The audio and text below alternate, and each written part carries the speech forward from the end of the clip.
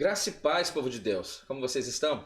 Aqui é o pastor Márcio Paula e você está no seu portal bíblico. E hoje, dando sequência ao nosso estudo dentro da igreja eleita, redimida pelo sangue de Cristo e selada com o Espírito Santo da promessa, lição de adultos da CPAD, pastor comentarista, pastor Douglas Batista.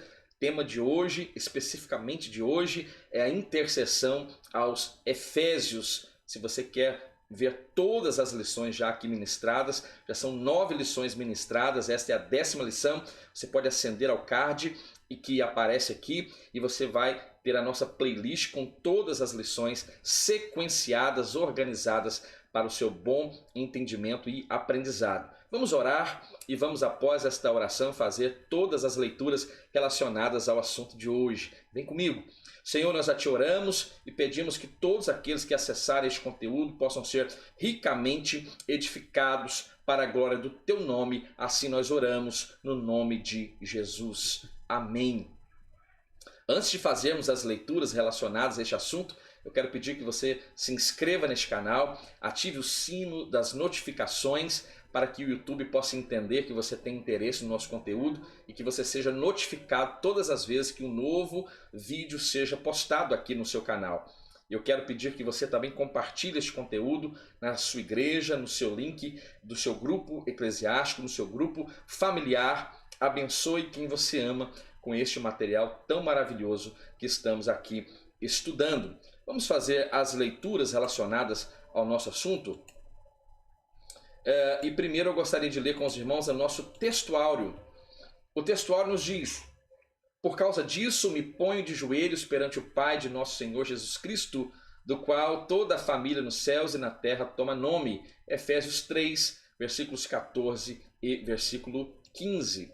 A nossa verdade prática diz: devemos interceder pelos eleitos de Cristo para que eles sejam fortalecidos de poder, vivam em comunhão e exercitem o amor de Deus. E a nossa leitura bíblica está inserida na Epístola de Paulo aos Efésios, capítulo 3, a partir do versículo 14 até o versículo 21. Tome posse da sua Bíblia física, não percamos o sentido de congregação, mas se você não tiver a sua Bíblia física, veja aí na tela do seu notebook, do seu smartphone, a leitura juntamente comigo a partir de agora. Por causa disto, me ponho de joelhos perante o Pai de nosso Senhor Jesus Cristo, do qual toda a família nos céus e na terra toma o nome, para que, segundo as riquezas da sua glória, vos conceda que sejais corroborados com poder pelo seu Espírito no homem interior, para que Cristo habite pela fé nos vossos corações, a fim de, estando arraigados e fundados em amor, poderdes perfeitamente compreender com todos os santos qual seja a largura e o comprimento e a altura e a profundidade, e conhecer o amor de Cristo, que excede todo o entendimento, para que sejais cheios de toda a plenitude de Deus.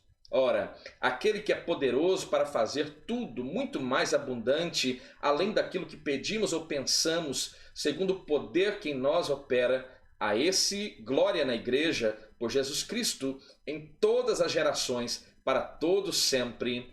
Amém. Epístola de Paulo aos Efésios, 6 capítulos maravilhosos, uma carta de leitura muito pequeno, muito pouco texto, mas de uma riqueza espiritual absurda. Eu convido você a ler toda essa epístola para que você tenha uma boa, uma ampla compreensão daquilo que está sendo ministrado ao longo deste segundo trimestre de 2020 sobre a igreja eleita. E eu gostaria de falar com os irmãos justamente sobre esta lição de hoje, a intercessão aos Efésios. E ao longo da palavra de Deus nós encontramos alguns personagens que se põem na brecha e se tornaram de fato intercessores, intercederam por sua nação, intercederam por vários pontos específicos e nos instrui e nos capacita também a nos colocar na brecha como intercessores. E nós temos um objetivo geral aqui para esta lição, que é justamente aprender a eficácia da oração no fortalecimento, na restauração e no crescimento espiritual de toda a igreja de Cristo. e os objetivos específicos que devem ser alcançados no final de cada ponto aqui apresentado, nos diz que devemos refletir acerca dos propósitos da oração do apóstolo Paulo no poder do Espírito. Segundo, destacar a necessidade de a igreja estar arraigada e fundada no amor de Deus. E o terceiro, conscientizar de que Deus é capaz de fazer muito além daquilo que pedimos e pensamos. Esta lição que estudaremos a partir de agora fala justamente sobre o valor desta oração intercessória. E eu gostaria de começar a ler a introdução desta lição e que você possa ser edificado aí do outro lado da tela, que o Senhor possa visitá-lo neste momento e que, de fato, esta palavra possa trazer uma transformação, uma edificação para a sua vida. Eu quero profetizar aqui em nome de Jesus. Após revelar o mistério oculto e todas as suas dádivas, ou seja, aquele muro que fazia separação, espiritual, moral, literal, cultural entre judeus e gentios foi quebrado, e o mistério que é a igreja, esta união entre judeus e gentios, agora compondo a igreja, corpo, que Cristo é a cabeça, este é o mistério agora que estava oculto, e todas as dádivas, todos os benefícios que agora nos sobrevêm, bênçãos espirituais advindas da nossa aliança em Cristo. Depois de tudo isso ser apresentado, Paulo começa então a orar em favor dos irmãos de Éfeso. Veja, Paulo tinha e nutria um amor especial pelos irmãos de Éfeso. Paulo havia se dedicado por mais de 3 anos aos irmãos daquela igreja de Éfeso, naquela região de Éfeso, e eu estou convicto de que Paulo de fato queria instruí-los e deixar-lhes a melhor instrução possível, e Paulo então permite que o Espírito Santo o use com poder e autoridade para nos deixar uma epístola tão profunda e de um ensinamento tão maravilhoso como é a epístola de Paulo aos Efésios. O amor de Paulo e o amor da igreja de Éfeso em relação a Paulo pode ser vista claramente no final da 3ª viagem missionária, quando o apóstolo Paulo se encontra com alguns anciãos de Éfeso e Paulo estava se despedindo deles em Mileto, e ali Paulo começa a chorar, aqueles anciãos começam a chorar, e ali o amor é expresso através da mais pura exemplificação que o homem pode expressar, que é com lágrimas nos seus olhos, e o amor fica evidente. Por isso nós encontramos nas entrelinhas da epístola de Paulo aos Efésios este amor exalando, e que isto nos traz tamanha edificação, como esta igreja, então o destinatário desta carta fora edificada por certo. E agora Paulo começa a interceder então por esta igreja. E nessa intercessão nós aprendemos que Deus pode fazer tudo além do que pedimos ou pensamos, sendo Ele o único que é digno de receber glória, louvor, adoração, o único digno de ser glorificado. E nós queremos refletir sobre esta oração intercessória a partir deste momento, com um tema central, um ponto central que diz que temos o dever, veja, temos o dever de interceder uns pelos outros em amor. O primeiro ponto diz: corroborados com o poder do Espírito. O apóstolo Paulo inicia a sua oração ao Senhor com um pedido duplo: o poder do Espírito no homem interior e a presença de Cristo nos corações dos crentes de Éfeso. As riquezas da sua glória é o subtópico de número 1. Paulo apresenta a sua oração confiado nas riquezas de sua glória, e aqui, entre aspas, a glória aqui é a glória de Deus. O apóstolo já havia declarado que Deus é o Pai da glória. Se você ler Efésios capítulo 1, versículo 17, você percebe o amor de Paulo quando ele escreve: peço que o Deus do nosso Senhor Jesus Cristo, o glorioso Pai, lhes dê espírito de sabedoria e de entendimento, de revelação, no pleno conhecimento dele. Aqui cheios de abundantes riquezas de sua graça. O que significa que o Senhor, ele é possuidor de todas as glórias, e ele também é dispenseiro de ricas e ilimitadas bênçãos. Em razão disso, Paulo pede para que a igreja seja fortalecida com poder. E aqui é do grego dynamis, que é justamente uma força, um poder miraculoso, é uma capacidade sobre-humana, é obra de poder, e que a igreja seja habitada pelo amor de Cristo Jesus, que a igreja seja templo do Espírito, seja habitada por Cristo, e que a igreja possa compreender o amor divino e tenha pleno desenvolvimento. Veja, aqui no sentido de se desenvolver não é desenvolvimento no aspecto de filosofias e conhecimento humano, mas diz respeito à igreja ser autônoma e estar ativa em Cristo, onde a dependência é apenas de Cristo Jesus. O tópico 2 diz fortalecidos com poder. O primeiro pedido do apóstolo é para que a igreja seja corroborada, ou seja, que ela seja confirmada, que ela seja ratificada, aprovada com poder pelo seu Espírito no homem interior. Essa petição não quer dizer que a igreja em Éfeso não tivesse o Espírito de Deus. Pelo contrário, nós vamos entender que esta era uma igreja que estava consolidada, estava sendo instruída como uma igreja que de fato era a residência fixa do Espírito Santo de Deus.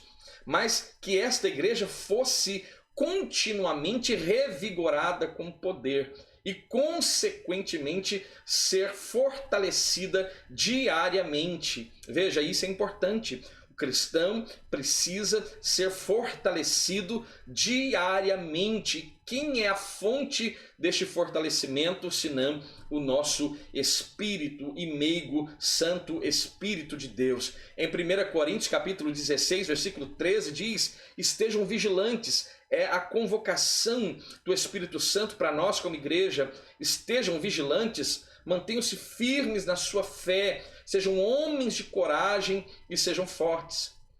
O texto ainda enfatiza que a única força que habilita o crente a se manter firme advém do Espírito Santo de Deus. Evangelho de João, capítulo 14, versículo 16 e 17, fala justamente a respeito disso, quando Jesus vai dizer: e eu pedirei ao Pai, e ele lhes dará outro conselheiro ou outro consolador. A versão aqui é a Nova Versão Internacional. E este conselheiro é para que esteja, ou para estar com vocês para sempre.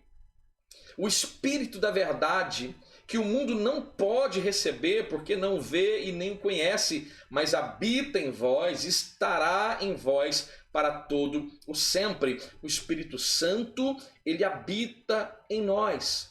Não sabeis, pois, que sois templos do Espírito Santo de Deus? Veja, nós somos templo, morada e habitação do Espírito Santo de Deus. O terceiro subtema diz: habitados por Cristo.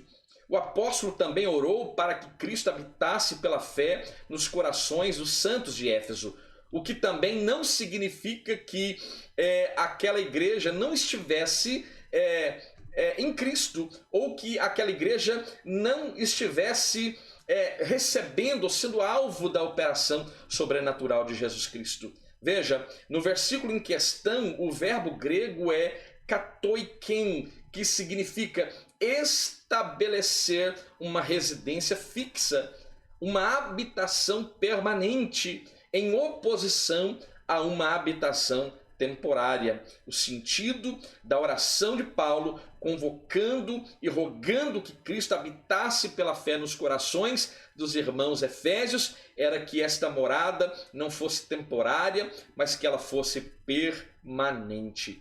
Isso indica algo tão perfeito na preocupação do apóstolo Paulo, e esta preocupação, eu posso estender a preocupação do apóstolo Paulo na sua época, até de forma escatológica, porque esta é uma preocupação que nos atinge e é uma preocupação que nós devemos observar no apóstolo Paulo, e que nós tenhamos exatamente a mesma preocupação que o apóstolo Paulo teve em relação aos irmãos efésios.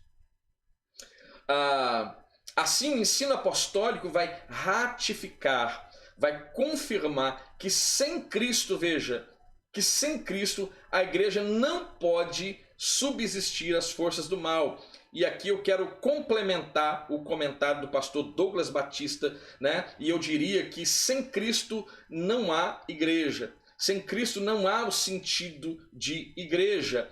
E aqui em Mateus 16, que é a referência que está apresentada para nós no nosso contexto, Mateus 16, versículo 18, aqui mostra Cristo, né, sendo apresentado como a pedra a qual a igreja está estabelecida, e as portas do inferno não prevalecerão contra ela.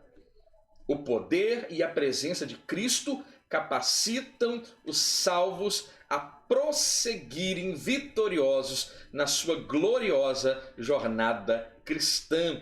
Você crê nisso? Comente aí nos comentários se você crê nessa declaração e que você possa viver esta declaração, que você prossiga vitorioso nessa sua jornada cristã.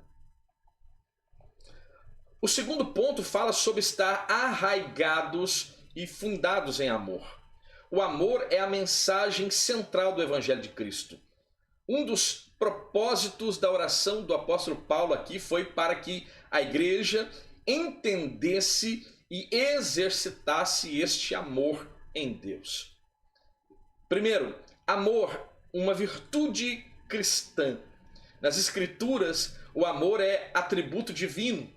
Aquele que não ama não conhece a Deus, porque Deus é amor. Foi por amor que Cristo se entregou para ser o resgate da humanidade. Efésios capítulo 5, versículos 1 e versículo 2 diz: portanto, sejam imitadores de Deus como filhos amados e vivam em amor, como também Cristo nos amou e se entregou por nós como oferta e sacrifício de aroma agradável a Deus. O amor é o resumo da lei e dos profetas. O amor é o sinal dos discípulos de Cristo.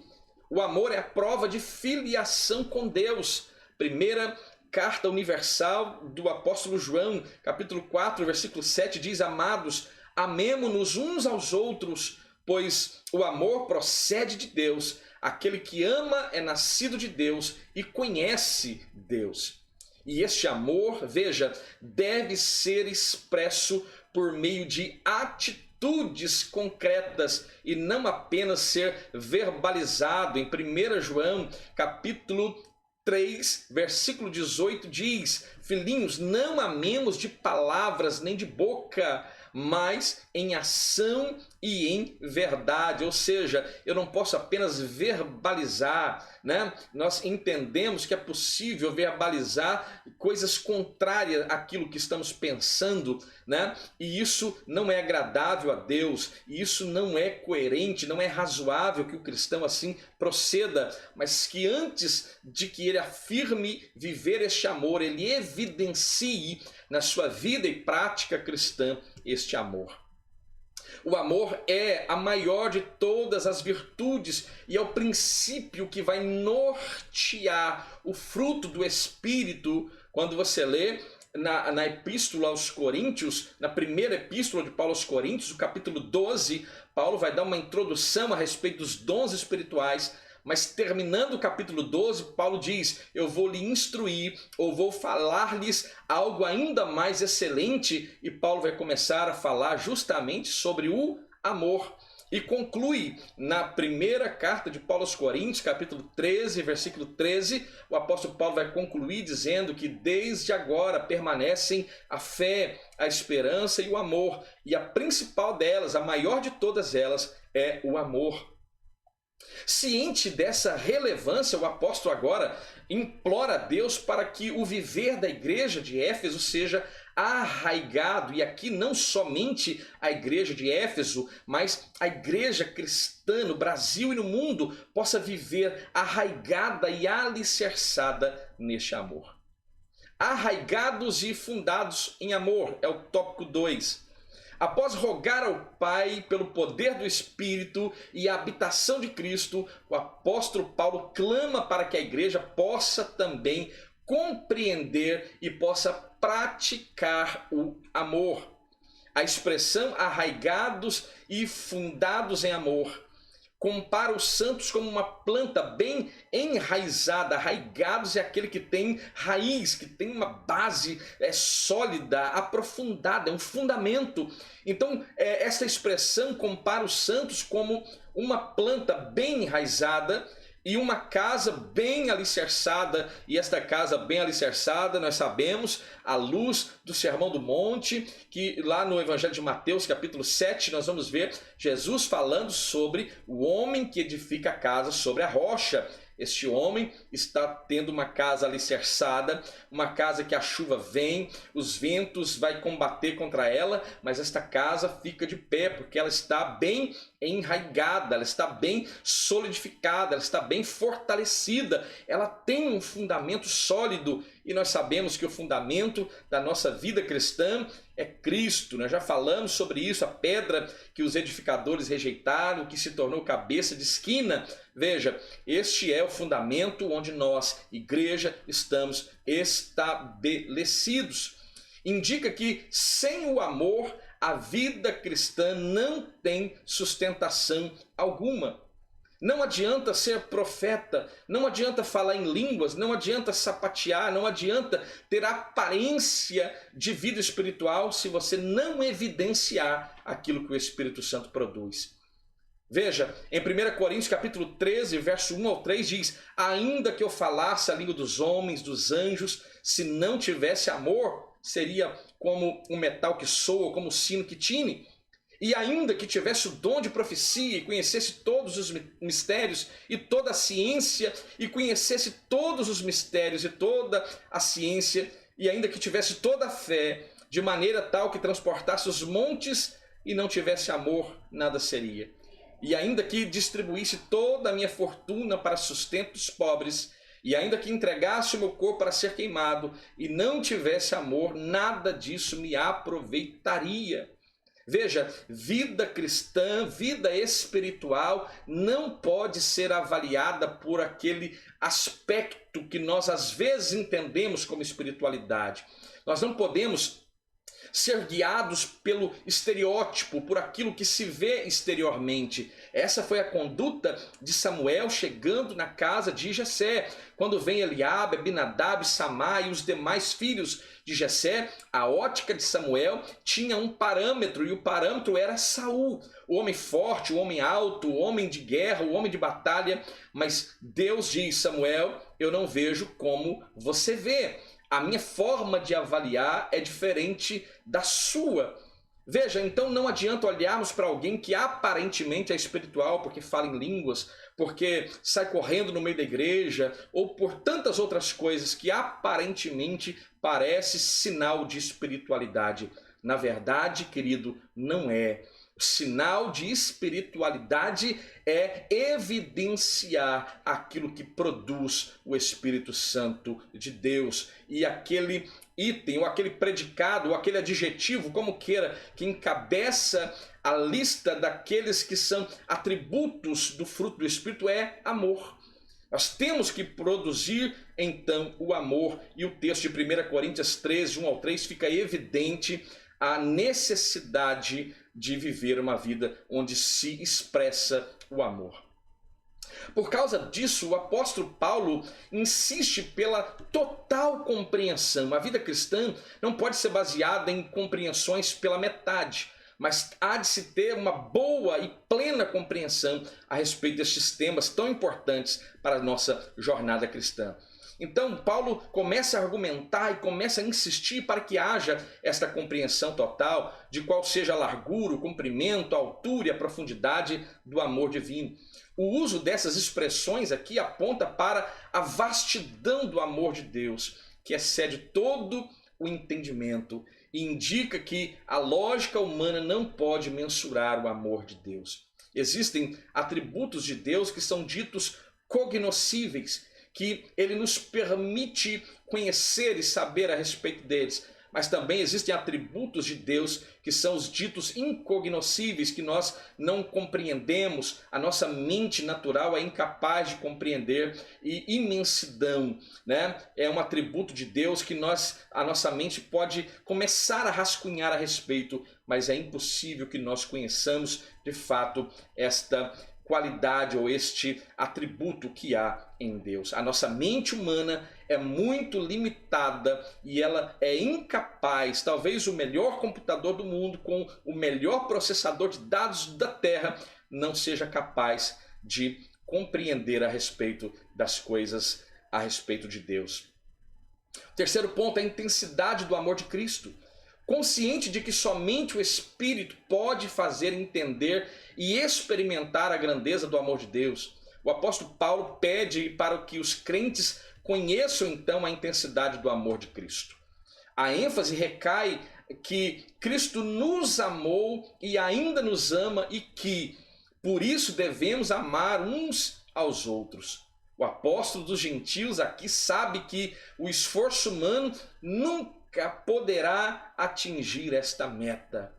Não adianta tentarmos com as nossas condições naturais e humanas, nós não chegaremos ao nível de compreensão e de exercício deste amor, mas nós entendemos, à luz daquilo que o apóstolo Paulo escreve, que nós podemos então, em oração, entender aquele desejo de Paulo, do apóstolo Paulo, de que os cristãos fossem cheios de toda a plenitude de Deus. E a palavra plenitude aqui vem do grego pleroma, que tem o sentido amplo e geral de sobre a graça e sobre as provisões de Deus, e também como uma medida justa e completa. O terceiro ponto fala: a bênção de Deus excede o pensamento humano. Em sua audaciosa intercessão em favor da igreja, o apóstolo ensina que Deus é capaz de fazer muito além do que pedimos e que o eterno deve ser glorificado para sempre. O primeiro ponto aqui do tópico 3, a dimensão das bênçãos divinas.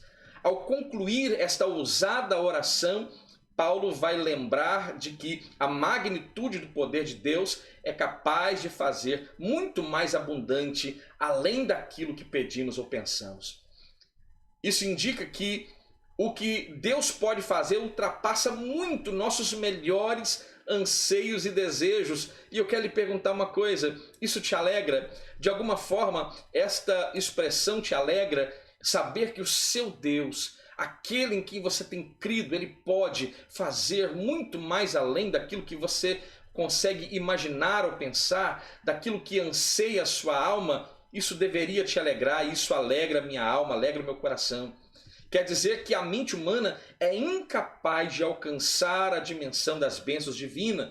Nesse sentido, Paulo declara que as coisas que sequer subiram ao coração do homem são as que Deus preparou para os que o amam. Em 1 Coríntios, capítulo 2, versículo 9, nós temos este texto maravilhoso que diz: mas, como está escrito, as coisas que o olho não viu e o ouvido não ouviu e não subiram ao coração do homem são as que Deus preparou para aqueles que o amam. Que gloriosa palavra é esta! Esta reflexão de fato tem trazido grande gozo ao meu coração, e que o Espírito Santo possa tocar em você como tem tocado em mim aqui do lado de cá. E eu estou sentindo uma presença santa e gloriosa enquanto falo com você neste momento.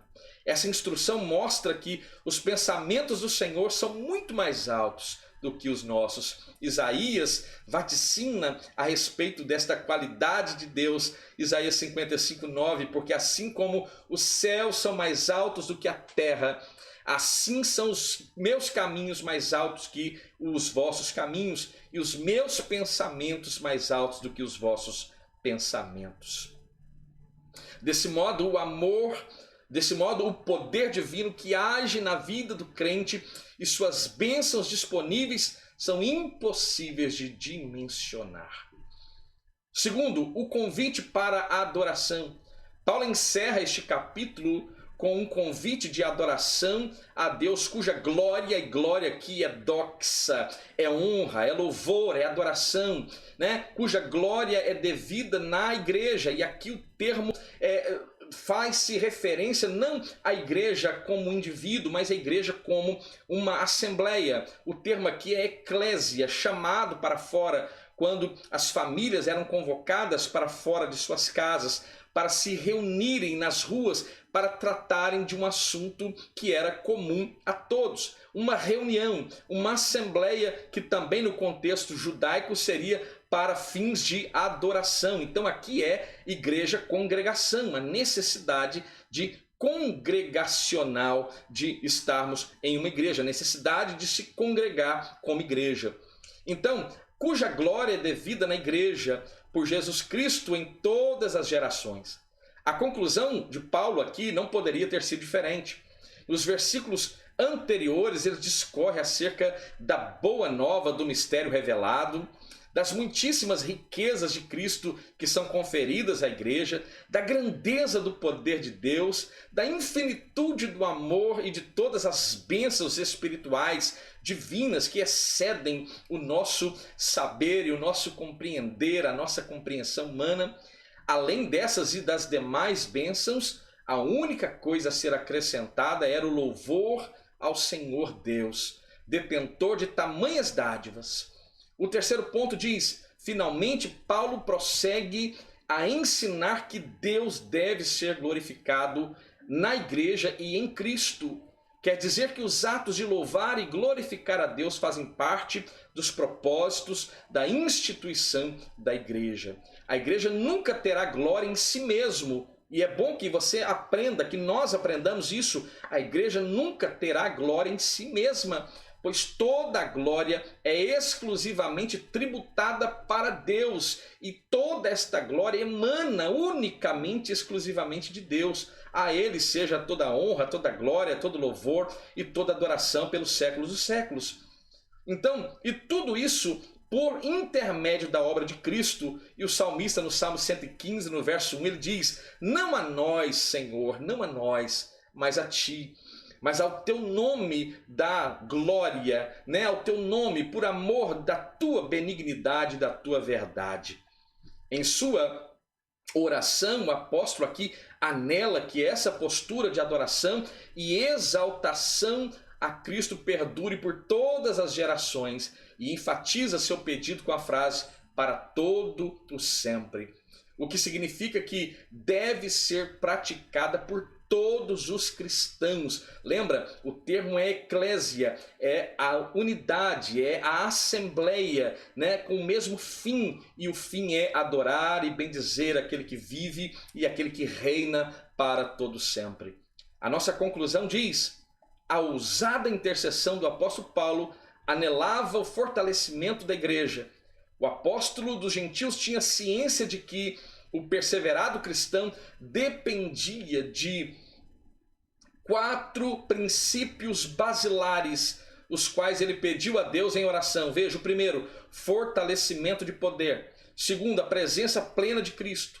Terceiro, intenso exercício do amor de Deus e o contínuo crescimento espiritual, até encontrar a perfeição. Durante este processo, o povo de Deus deve glorificá-lo em todo o tempo. Durante este processo, você deve glorificar a Deus em todo o tempo.